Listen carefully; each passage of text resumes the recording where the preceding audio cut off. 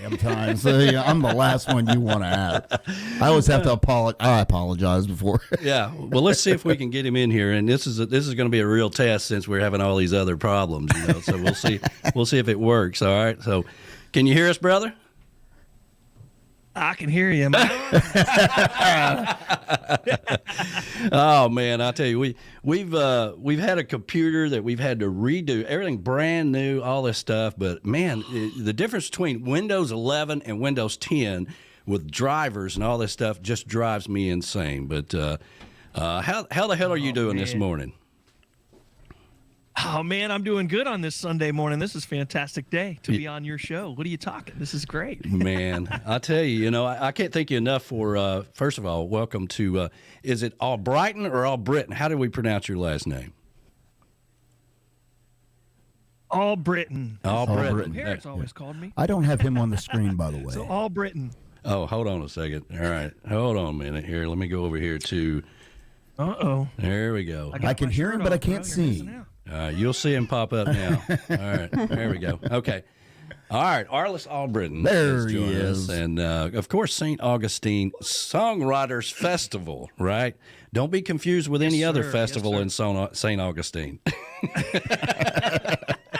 Nope, don't be confused with it. Yeah. But we are sponsored by Sing Out Loud, which is a fantastic local festival. So, yeah. Yeah, man. Well, tell us a little bit about this, and thank you so much for having some faith in Tiki Man Radio to get the word out about this. But tell us how all this got started and how long you've been involved with it.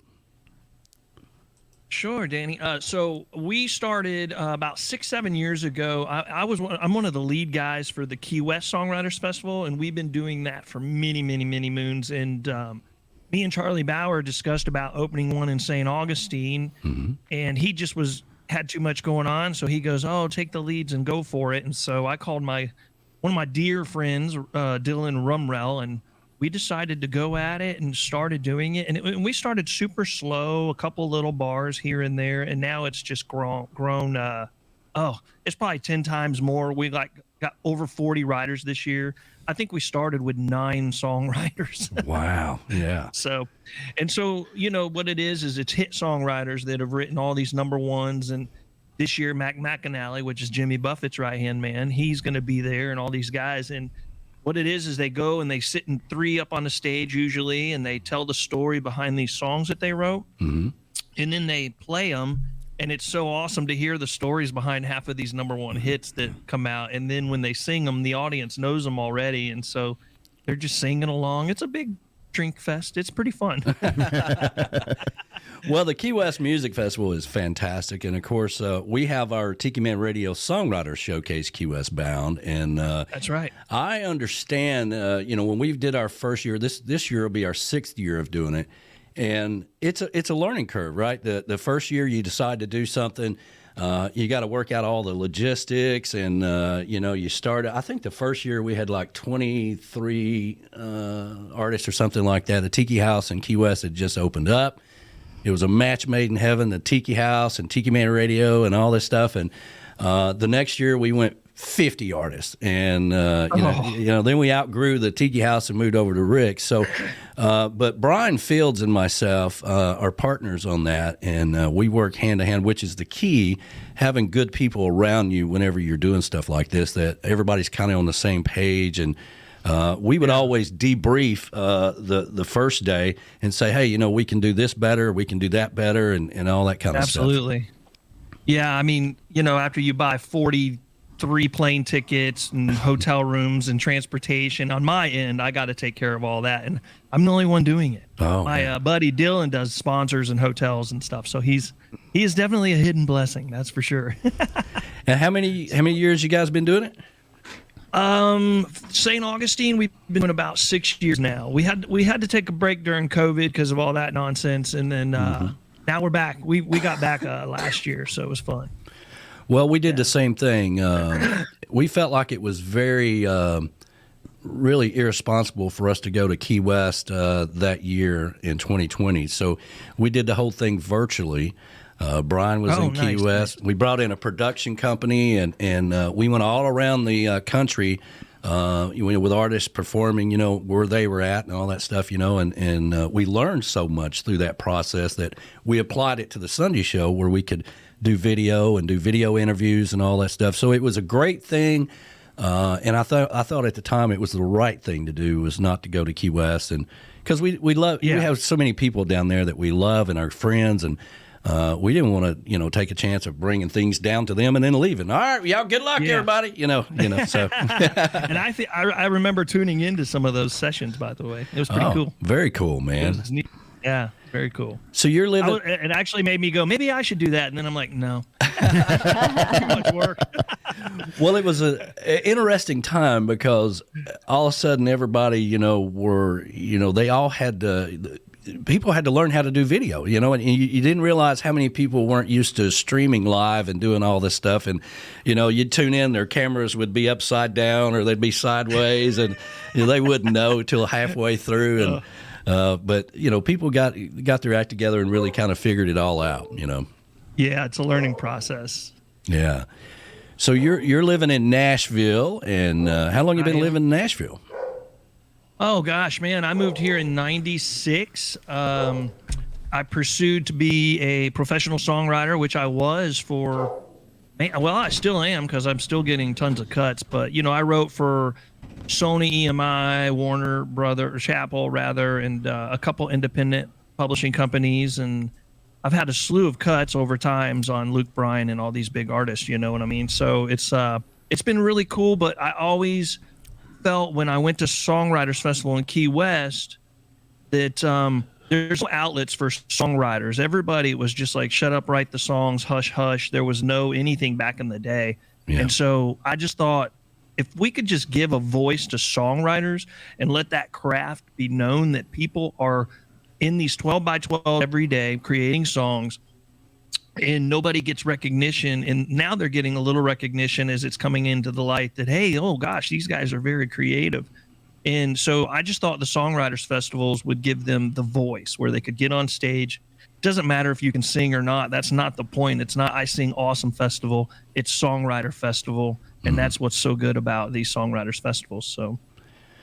Well, in the coastal Americana / trop rock world, the house concerts are really kind of the bread and butter behind it, because a person can go in and, obviously, and you have to remind people, a house concert is different than a house party, right? A house concert, you're coming to listen to the artist tell those stories, which sounds a lot like what you're doing in St. Augustine, like a big house concert. Oh, man, it's so refreshing when you have an audience that, some days you want to hear the lyrics, some days you want to hear the song music, and it's just nice to have an audience that listens to the story and then gets into the song and stuff like that. It's a big difference than you go into a bar and there's, 50 people talking, and they have to talk louder because you're just noise in the background. So it's a big difference.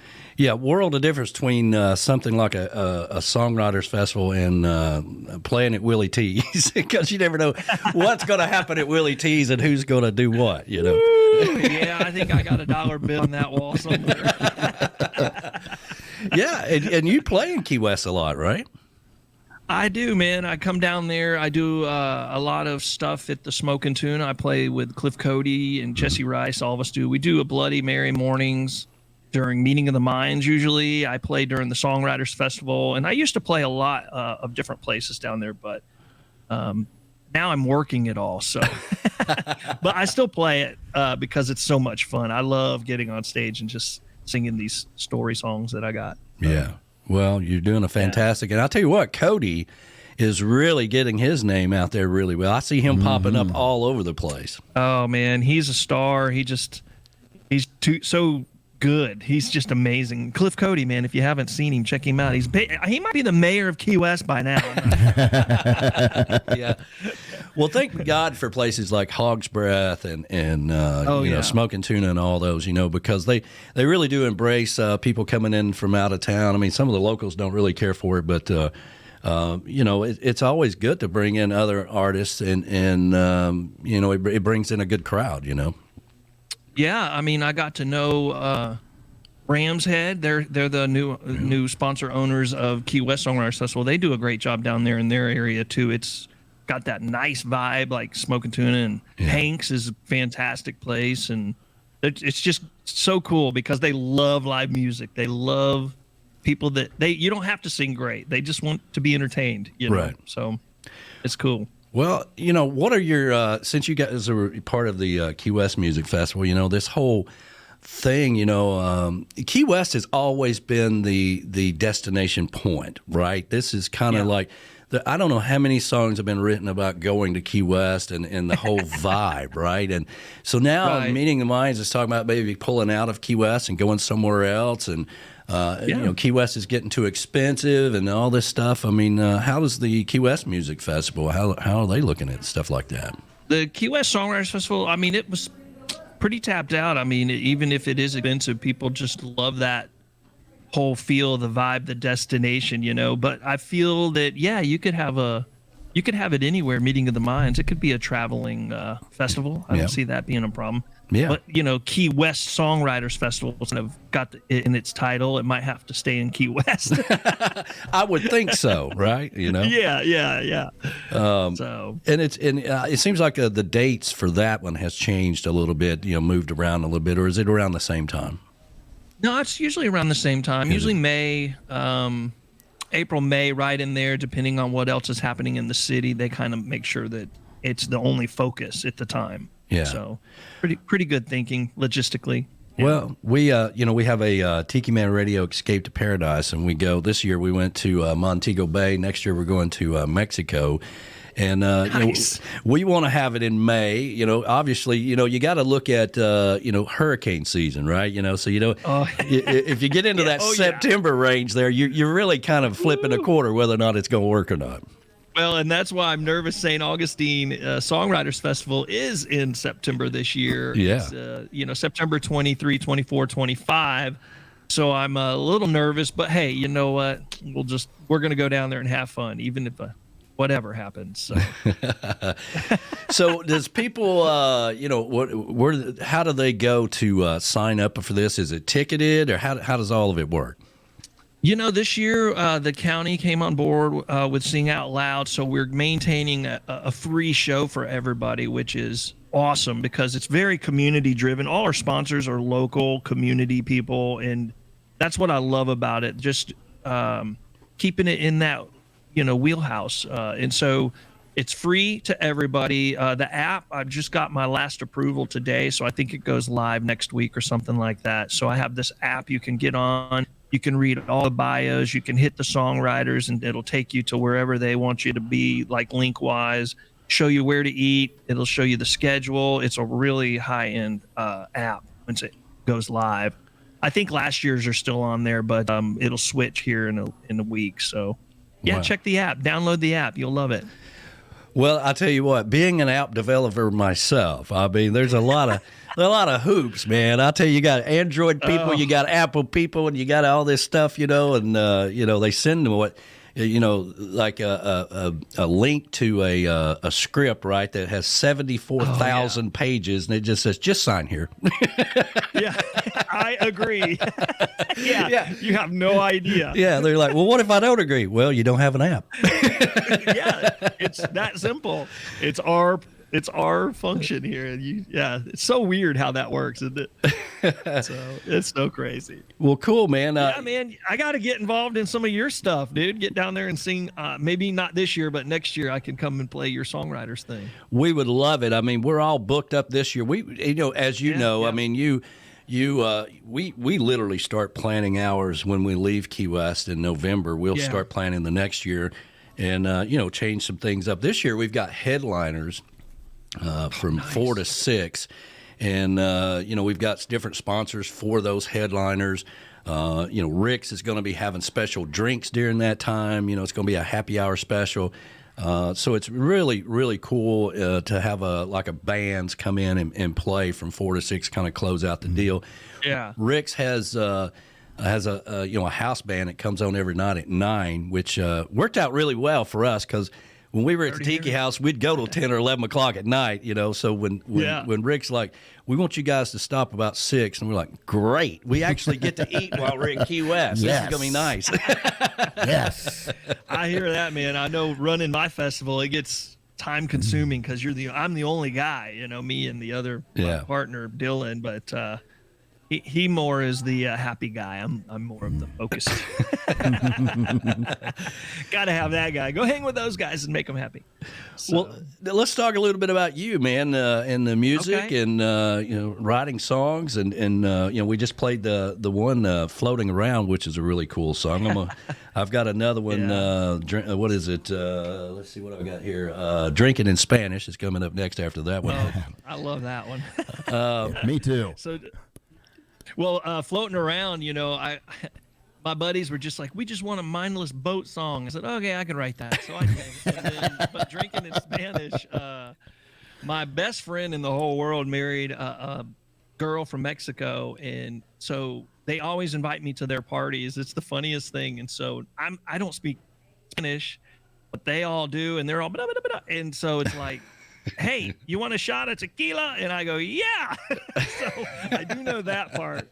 And so I wrote this song. So before I even put it out, I played it for them. I recorded it and then gave them copies because I wanted to make sure I was not overstepping any lines, and they love it. Now I got to sing it every time I go to all their parties.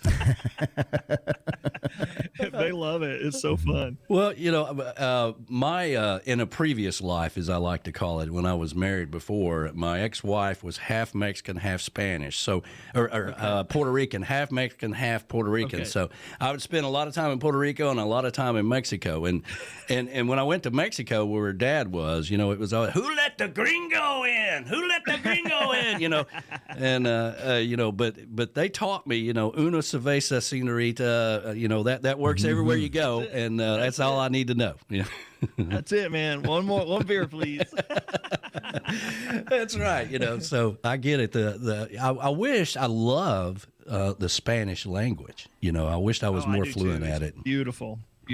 Yeah. Well, I grew up in Florida, like right on near Anna Maria Island, and so we didn't grow up well off like a lot of the guys around us did. So my dad was like, you want to eat, go catch it or dig it or whatever you want to do. And so if you go back to the album number 1, that's basically my whole growing up, and that's what I love about writing songs in the islandy, trop rock, Americana, coastal world is that I totally apply my life. I live it. I lived most of it pretty much. So it's just not dreams. I actually lived it. So it's kind of nice. And it really shows through, in your songs. You can tell a difference when somebody is writing about what they know or singing about what they know or just singing a song. I mean, I listen to tons of music, and I know a lot of people have mentioned that. Anna Maria Island is one of my favorite places to go. We used to go down there and broadcast at the Sandbox with Diana and Pablo, so back in the day. But that's awesome. I love, that's one of my favorite places to go. Beautiful sunsets. Over the years, the last 4 or 5 years, it's really gotten, especially around holidays, man, it's crowded getting across that bridge, but. The causeway, man. It's I mean, I'm in Key West now so much that I don't even make it back to my hometown anymore, and so all my buddies, of course I get the cuss out text messages and stuff, but I'm like, man, because I travel so much with my work, and I don't get to go home a lot, but I'm always in Key West. Well, I'm probably 3 months out of the year I'm in Key West working. So well, and we love Key West. I mean, we love the people. And from everything, we've got broadcasters down there. We've got a lot of friends. We do business a lot in Key West. And it sounds to me like the pricing has started coming down. I can't, blame the island for trying to make up for the whole year they were closed down, but, right. Things are open up everywhere. People can go to Europe or wherever, That's the good part. Yeah. So that's why their cost went up, is because you can only, at the time, Florida was the only destination, and then Key West is the only real tropical type destination. So everybody was flooding it. There was just so many tourists coming in. It's world record, during that time period. And so what do? Well, everybody wants a hotel room and I've only got 60 of them, so you up the price, So, like you said, hopefully it'll come back down because all your all-inclusives are opening back up and everything's opening back up. So maybe, just maybe, it'll come back down where we can get back there and enjoy a longer period of times in Key West, Absolutely. I mean, I've done a lot of couch surfing in Key West, so that's always the best way to go. Call up a friend, man. Yeah, that's the best. Hey, man, how you doing? If you get drunk enough, it don't matter where. What do you want, and when are you coming down? That's all I need to know. Okay, yeah, exactly. Yeah, exactly. You get to know all the captains and everybody, and if their boat's not being used, just hey, let me use that couch. Yeah. I woke up a couple times deep sea fishing without knowing I was going that day. So, well, my buddy Gary Eck, the sound man from hell, it was 104.9. Now it's Barefoot Radio. Barefoot Radio. I've had to wake up on his boat several times down there, because he would just do radio on the boat. That's where the radio station was on his boat, and we just do radio, drink tequila till we couldn't do it anymore, and then I just go lay down somewhere. So, Hey, man, I feel you. Well, yeah, if you guys, if anybody's listening and they're interested in coming to St. Augustine Songwriters Festival, you can go to the website or go to the app and you'll see the schedules, and then our sponsoring hotels will be listed on the website. So it's pretty fun to come down and just take a couple days. Easy access because you've got the interstate right there. You can fly into Jacksonville on Allegiant or Southwest. It's super cheap to get there, and the hotel prices are not as expensive as Key West, of course. But so you'll be able to eat more and drink more. Well, there you go. There you go. And is it spread out between different bars and places? How does it work? It's all walkable. There's only one that's not, and it's we're doing a Bloody Mary Saturday morning at the St. Augustine Distillery Company, which it's going to be inside where the vats and everything are in the distillery itself. It'll be a little echoey, but the writers that are going to be there, there's probably 30 number ones between the three songwriters. Man. So it's going to be huge. Yeah. It's going to be fun this year. So I'm excited. I'm really looking forward to it. Well, we posted the link earlier, and you can go there and check out all the information. And you said the app will be available, right? Yeah, there it is. Yeah, there it is, right there. It's getting approval right now. You know how it takes 3 approvals from Apple just to get on their format or whatever, the app store. And last year I got approved, but you got to get it approved every year. So it's in the process right now. So. Oh, yeah. Updating an app is just as more frustrating, right? I mean, it's crazy. But it's a time consumer, that's for sure. Yeah. And as far as your music, where can people go to follow you and where you're going to be at if they're going to be in Key West or wherever, Nashville? Man, right now I'm just focused on the St. Augustine Songwriters Festival. Everybody wants me to play it and around and get in around, but I'm so busy working that it's hard to change my into creative brain. So I just stay away from the stages during that. But I think I might start getting into that. And then for me, myself, my songs, you can go anywhere and listen to anything, any streaming platform that you listen to. It's just Arlis Albritton. If you love that old Jimmy Buffett vibe or up to date Jesse Rice vibe, it's all right there, so for you. Well, there's another name, Jesse, he plays a lot of festivals around the country, he pops up. Oh, everywhere. Yeah. Yeah, I got 2 new songs I co-wrote with Jesse coming on his new record, so that's fun. That'll be cool. Me and Jesse write a lot, so. Very cool, man. We go way back, way before the Pirate Session days. Yeah, I think we've got Pirate Sessions 3, and I think he's working on the 4th one now, isn't he? Yeah, I think he's waiting on it to be mixed right now, is my understanding. So just like COVID lifted around everywhere, everybody's trying to get their records done. So we all have to get in line. I'm waiting on mine to be done too. I've got a new one coming out. Drinking in Spanish, floating around, and then I've got like 6 other ones that are coming out soon. So I'll put an all record together and put it out there. I love doing it. I don't sell anything or any of that, but it's just so much fun to do. It's like the best hobby in the world. Well, it's very important, you have passion about what you do, and obviously you do, and you're enjoying it, having a lot of fun, and We got to get you on Jen Shin's show. We love Jen, and she's fantastic.